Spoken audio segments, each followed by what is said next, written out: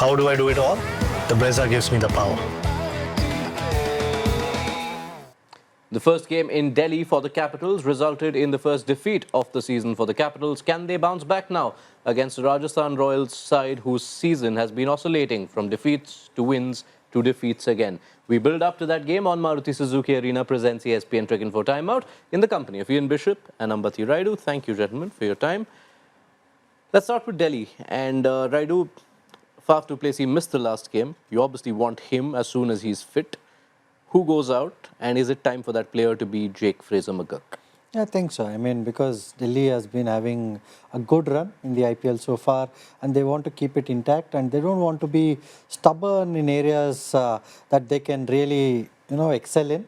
So I feel, Karun Nair or Porel can open, and Porel, because he's a left-hander, can give you that flexibility at the top of the order. And Karun Nair, with the form that he's in right now, can come at number 3, and that will also, make a case for another foreign bowler if they have a need for. So I think that gives more flexibility as well as more strength to the squad at the moment. I'll hold on to that bowling question for a bit, but your views, Bish, first on the batting situation, because surely you can't keep Karun Nair out right now.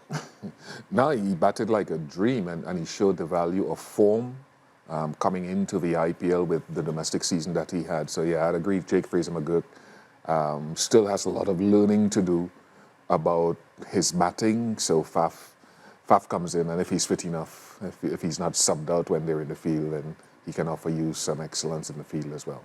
All right. So now, taking on from what Rayudu suggested, if they do get Faf in for Fraser-McGurk, which means they have 3 overseas spots utilized, there is Dushmanta Chamira available on the bench. Seeing what you've seen of the pace attack right now, is there something he offers that would improve Delhi's bowling? At his best. I am a huge Dushmanta Chamira fan at his best, when he's fit and when he's firing. A couple of seasons ago, he was at RCB, I think. He didn't really get a look in. And I thought it was around a period of time where his rhythm looked good when I saw him in international cricket. So I'm hoping he's fit. I'm hoping that his rhythm is good, because I do think he can offer something if he's in.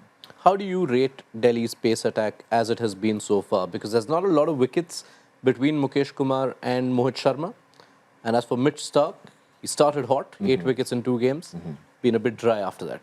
Yeah, he got a 3 and a 2-wicket haul, and of course that 5-wicket haul and stuff. But I think he's got enough experience to come good. Delhi could be a difficult place to bowl, to be quite honest with you. And where is Mukesh's strength? I think Rayudu knows it much better than I am. I thought he had a good season last year, bowling at the Arun Jaitley Stadium. So I'm hoping that guys will pick up their form. Mohit has his speciality, perhaps more at the back end than at the front and middle, although he can bowl there as well. So I think they do need to step up their game. It's also important to note that they're still waiting for Natarajan to come. He's been missing so far. Till such time that Natarajan isn't available, would you want to slot Chamira into this side? Maybe not in Delhi, because these guys have already played a game there. They know what the conditions are. And I just felt that even in the last game, the choice of balls were not great, because those conditions demanded a lot more slower balls, and slower balls at a slightly good length or a shot of good length sort of an area, because the shorter you bowl in Delhi, it actually sits up, even if you're bowling a slow ball. And definitely you can't bowl it full, because the straight boundaries are quite short. So I just felt that their choice of balls can get better, and I'm sure in the next game we're going to see that, because Mohit and Mukesh both are very, very experienced campaigners. What we did see in the first game at the Kotla was a lot of help for spin. It played a huge role, had a huge impact on the result of that game between DC and MI. Now, when you consider Rajasthan Royals, they do have 2 spinners with a lot of reputation, but neither Vanendu Hasaranga or Mahesh Theekshana have really made an impact this season. Hasaranga had that one outing where he took 4, but other than that, it's been quite quiet returns so far. What do you think is not working? Mahesh has got a slightly different role in recent times. He'd come in and bowl the new ball, one of those first 2 overs. Now he's just pushed back a little bit in the power play. Just to hold his length a little bit more, I think, will be the key as he adapts to that role with this franchise. And I think he's still got to back Hasaranga to come good, to find his length. Ambati is talking about the length for the pacers at Delhi. I think it might apply similarly to spin as well if it's not gripping as much because the bigger pockets are square as opposed to straight. So once he hits his length, I think it's a matter of getting into rhythm for both of them. All right, that's on the bowling side. The batting concern for Rajasthan is how the runs seem to just fall off a cliff going from the power play to the middle overs, because they are among the more impressive starters in the first 6, but the middle overs returns are among the worst in the league, and we're nearing the halfway mark. That's not what you came to expect from a side who invested so much in that batting core. Yeah, I think one thing that you need to really look at is the guys who have been retained are very one-dimensional.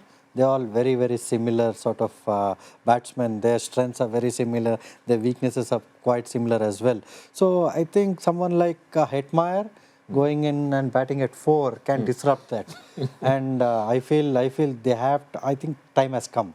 Time has come for Hetmeyer to really come and bat at 4 and Nitish Rana to bat at 3. You can have 2 left-handers in the middle, and it is not banned to have 2 left-handers batting together. And it will be quite a sight, and also, their prowess against spin will be seen if they play at the Kotla against Kuldeep Yadav, Akshay Patel and Vipraj Nigam. So I think that's one area where Rajasthan have been lacking over the years, is the flexibility in their management's mindset of picking a team and playing a team according to the conditions. Death, taxes and Hetmeyer's batting position at Rajasthan Royals, isn't it, Bish? We've talked about this for such a long period of time. People draw reference to the fact that his strike rate against spin is not as high as it is against pace, but you have to remember this guy has opened the batting in one day in ODIs, 500s before 20, all of that.